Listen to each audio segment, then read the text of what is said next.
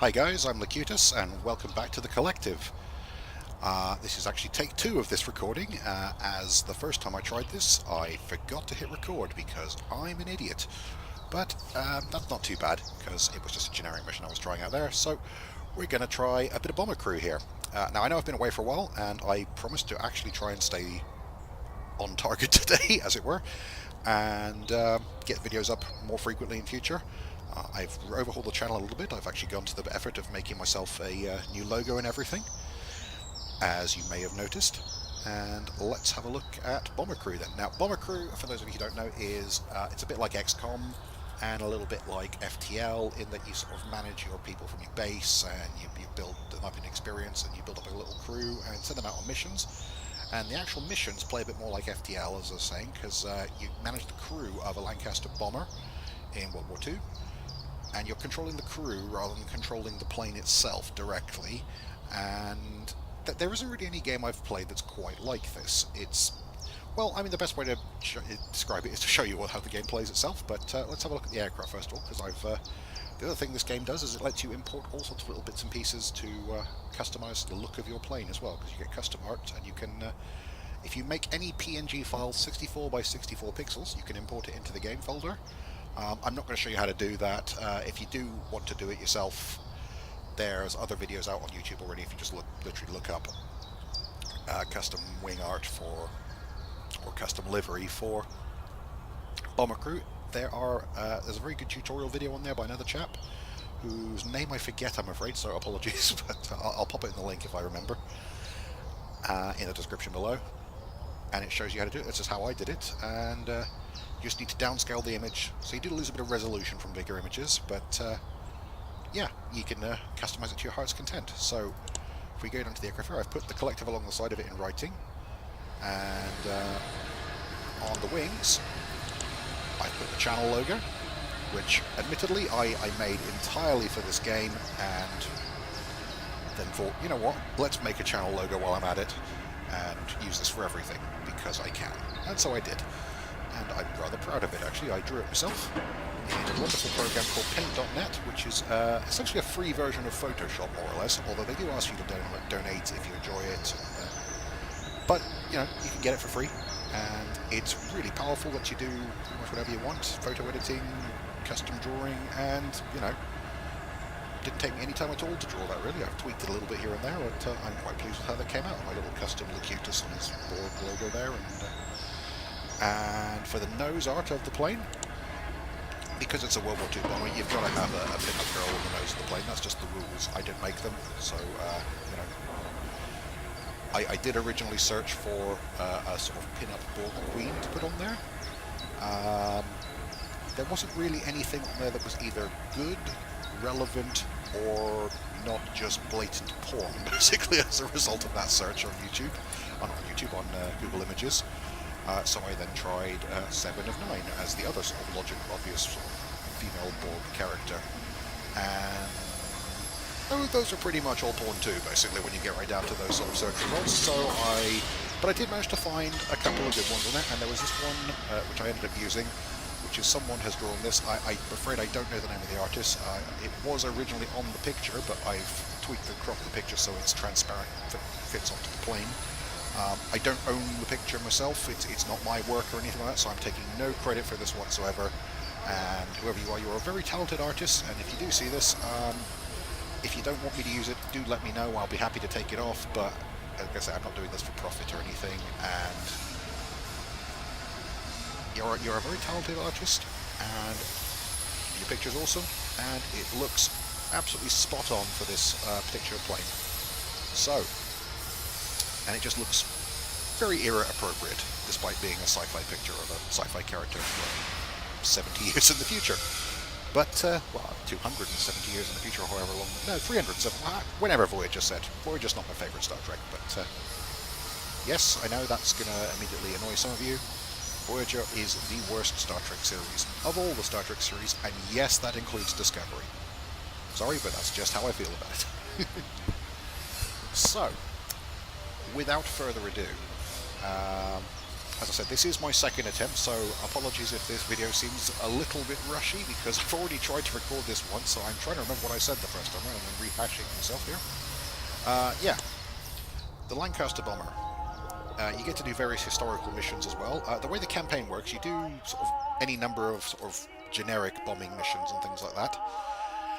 And periodically you have to do a critical mission, which is generally based on some loosely based on a historical operation to progress the campaign. I've done a couple of them already, and the one I'm on at the moment is, I'd say the first one was quite an interesting one, is, I think it's called Operation Chariot from memory.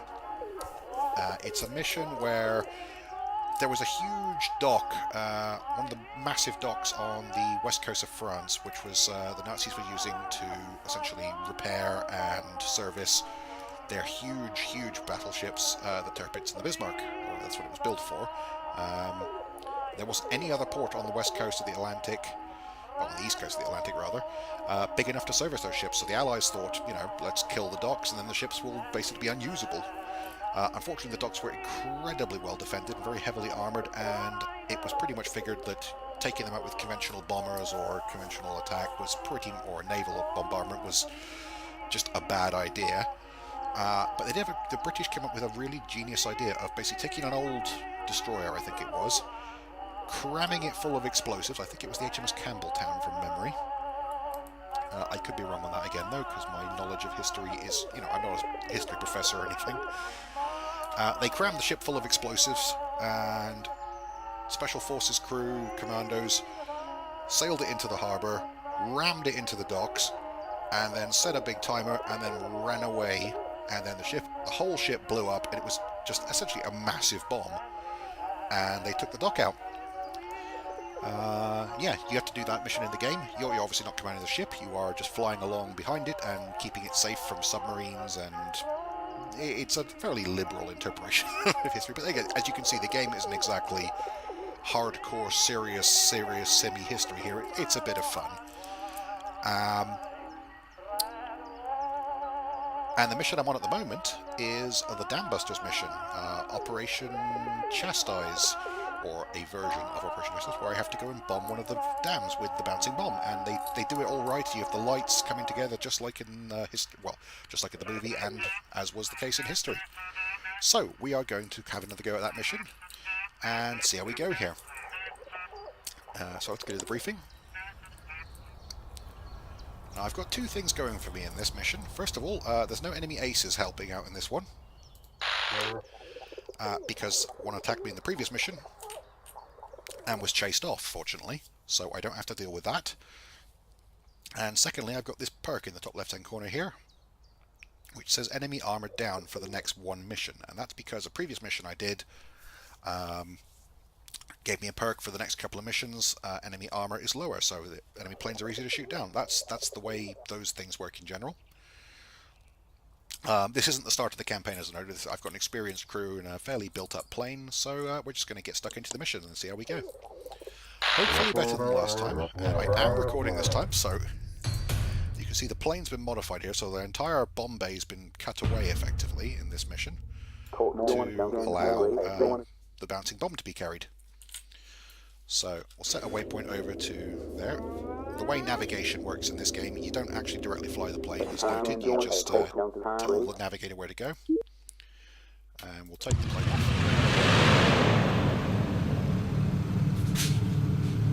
Oh, apologies there.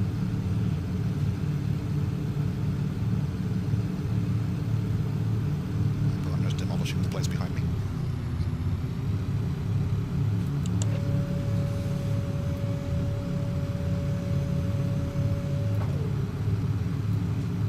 Relatively short video at this point because my partner wants to go to bed and doesn't want me chattering away in the corner bombing stuff, and I will get slapped.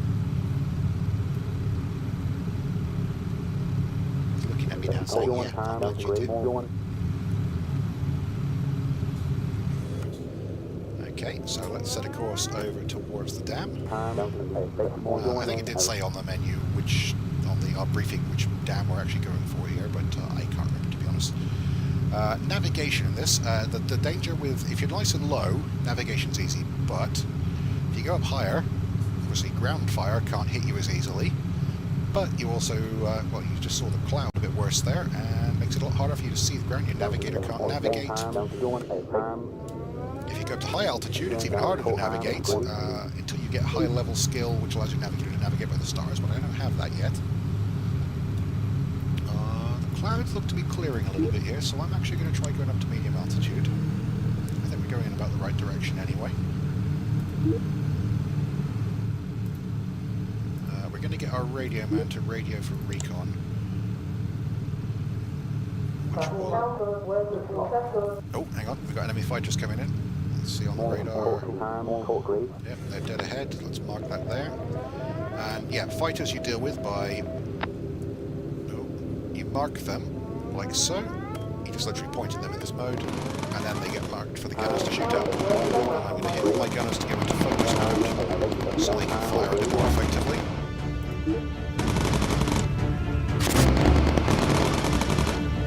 Wanting to stay at relatively high altitude because as we're coming over the French coast, the flank's going to start firing at us. We should go right though, because there's only 3 blades, so there's a reason we are going the right way. Look at the map now, now we're ready for recon. You should see, yeah, the targets around here are similar. This as well. You can set the pilot to use lean fuel, which will basically conserve your fuel. I should have done that from the start, really, but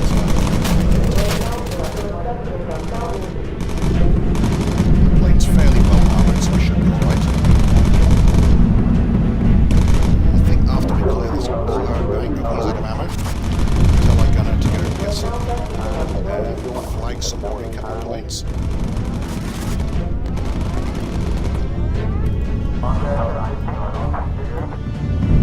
You can tell them manually if you zoom in to just go to the ammo box there, but I don't need to in this case. If you select the right guy, press the R key, it's a shortcut to get them to run straight there, so you don't have to zoom in to get them to reload. Focus is ready again. We're still okay. You can see there's an awful lot of flak firing off below me, so I don't really want to come down to low altitude unless I absolutely have to. Pilot does want a navigation update though, so I'm actually going to come down to low altitude.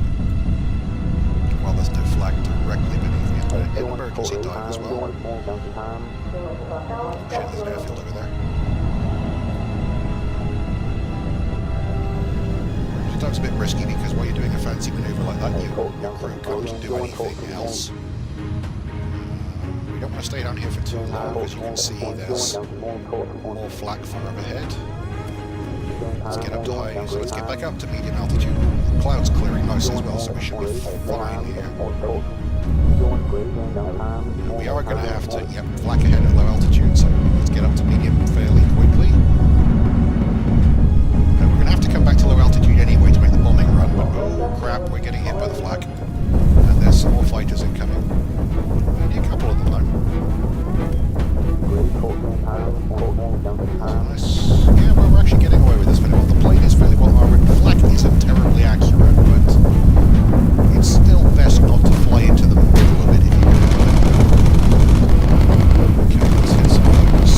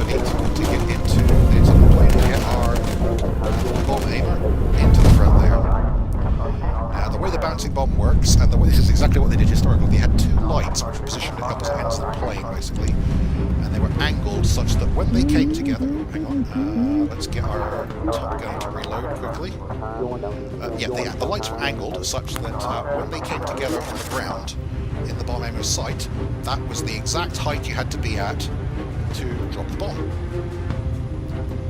And that's exactly what they've done in the game. They've modelled it perfectly. You'll see as we get closer, two lights will appear in the bomb sight, and they will gradually come together. And when they cross over right below the gun sight, I'm at the perfect altitude to drop the bomb, and it will skip across the surface like a stone on a surface of a pond. And it was a really clever idea, because the idea was to skip the bomb across the surface so that you couldn't drop a torpedo, because there were torpedo nets underwater that would stop it. You had to get it right at the right altitude for it to drop. You couldn't bomb it from above because it was too tough. So Barnes-Wallis, was an absolute genius, given the hundreds of inventions of World War II. Well, hundreds literally, but hang on. I'll talk more in a minute. But first of all, bomb! You can see, there it goes, bouncing across the water.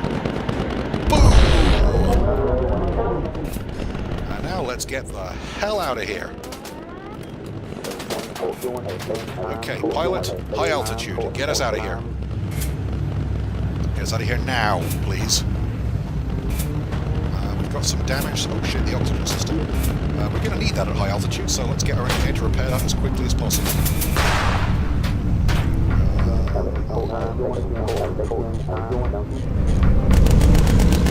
Planes coming in again. What's attacking us? What are we shooting at? I can't actually see any enemy planes on radar here. Apparently there's something shooting at us. That may all be anti-aircraft fire. It is all anti-aircraft fire. Oh, hang on, I saw you. There they are. Enemy aircraft. Let's get our engineer ready. She's finished repairing him, so Miss Stevenson can go back to her station and continue flying, managing the fuel system. Let's go back to the lead. And let's get... You may notice the rear gunner never runs out of ammo. That's because the rear gunner is has got a special ability. Let's have a look at the nav map. Are we heading the right way? We're not. What you can do on the navigation map,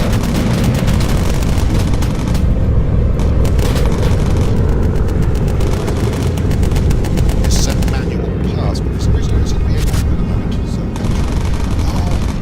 no, I don't think you can. You're in the middle of a climb or something. Navigator can't see at all. Ah, yeah, there we go. I can see now. Where the navigator physically can't see around it. A lot of planes coming after us here. We're going up to high altitude. High altitude is a little bit safer because most of the enemy aircraft can't follow us up here. Oh dear, someone's dead. So we're going to get Stevenson to grab one of these med kits and resuscitate her as quickly as possible. And then we're going to go lie on the med bench for a bit because we're in trouble here. I don't mind saying. Medkits are single use in this, so okay, you get back in there, you get back in the gun turret. Doing okay. Not doing great, but how are we doing map-wise?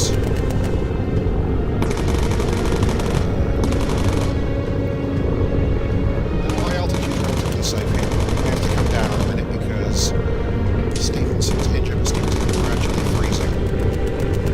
Now the rest of them, you can see I've got no oxygen, okay, but the oxygen system is working, so the plane is okay. And we're actually doing alright. Yeah, sorry, what I was saying before, Barnes-Wallis. Barnes-Wallis, Professor Barnes-Wallis was a guy in World War II, he was a British scientist and inventor who came up with a whole bunch, he invented, amongst other things, the Lancaster bomber. And he came up with a whole bunch of really clever ideas for how to get around to German technology. So it was prodigy when he came around. He didn't have a good time with this, but he could convincing people of his ideas, so he struggled to get the powers that to go along with him a lot of the time.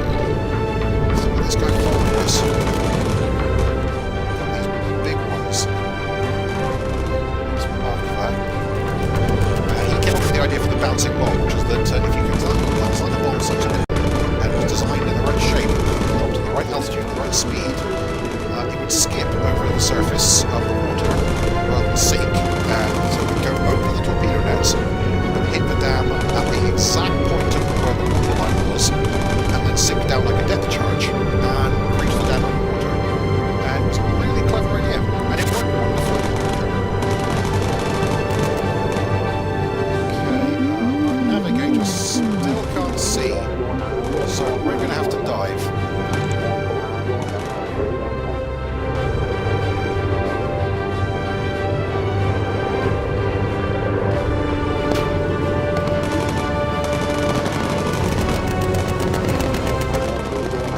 That's all we needed.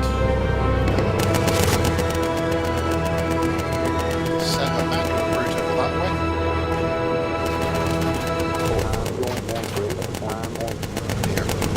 Our gunner's in trouble again. Sit back again. Get back to the field station. You can get to the med station and heal up a bit. The plane's taking a fair old battering, but everyone's alive.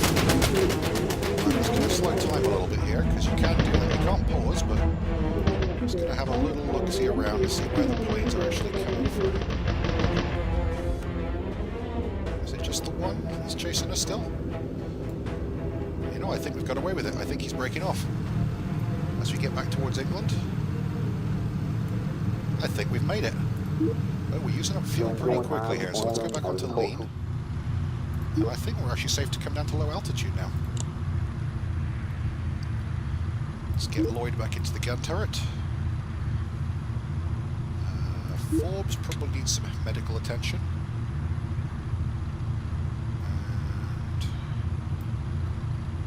And we could go out onto the wing and fix that engine, but we're running on 3 engines at the moment. And I think we've actually done rather well here. What's that saying down there? I'm not sure what that in the corner there means. Oh, you know, that's the radar. The radar station isn't crewed, so yeah, that's fine. And yeah, we're back over England now. I'm still sitting on a manual route, so it's that, but that's okay because we could have gone for a photo opportunity there for bonus points, but honestly, this is a hard enough mission as it is. And yep, we can now see the airfield, so we're going to come in for a landing. And then we'll be mission accomplished. Let's lower the landing gear and order our guys to come in for a nice, safe landing in which nothing bad happened and no one died, or nearly died. Except they did, but never mind. Yeah, Barnes-Wallis came up with some other crazy ideas. He came up with the earthquake or seismic bombs as well, which were designed to be dropped from a great altitude. Hugely heavy bombs that would basically penetrate the Earth and cause a seismic shockwave and destroy things from beneath. With it was, you know, I couldn't even begin to cover it on here. So if you are interested, have a look up of Barnes-Wallis and his wacky inventions. The guy was the quintessential mad scientist, and he came up with some genius ideas. The dramatic music starts as the plane comes in. Touches down. Any minute now. Any minute now.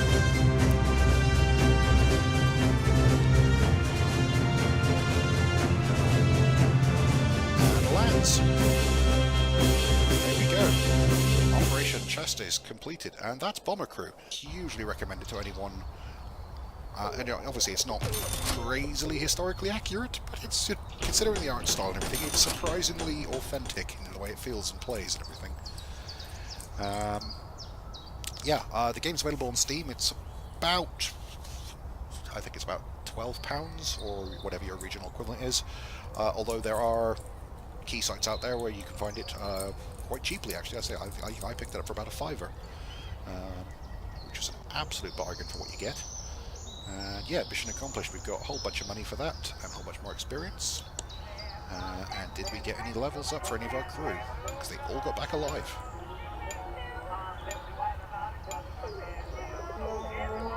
Come on, level 8. Oh, I want level 8 for the navigator in particular, because I think that's when he gets the navigate by stars ability, so I can then fly at high altitude and still navigate. At night missions, obviously.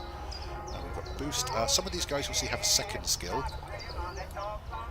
Which is where you get, as they level up, they get the ability to have a secondary training so they can be good at something else as well, which is very handy. Because any crew can do any job in this, but obviously they are better at the ones they are trained in, so, and you get more skills in them. So yeah, that's the way it works. Yeah, that's Bomber Crew anyway, guys.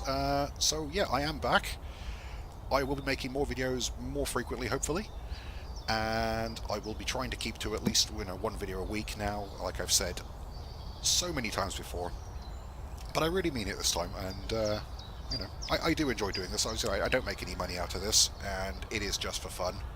And I fully appreciate that hardly anyone even watches these videos. It's just for my own entertainment, really. I like making them, and hopefully a few people out there enjoy watching them. And if you do have any feedback, do let me know.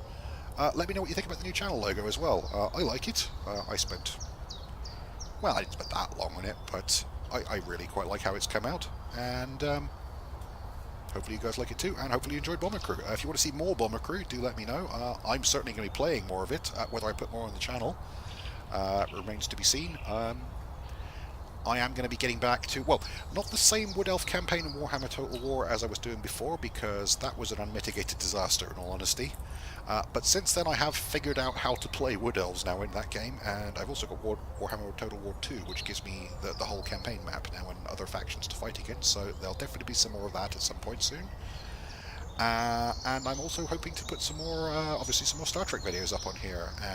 I'm going to be basically going through my back catalogue of old Star Trek games and making videos of, well, pretty much all of them, because, well, I mean, the game is, the channel is obviously Star Trek themed, and I'm going to be trying to keep to that more in future and put more Star Trek related content up on here.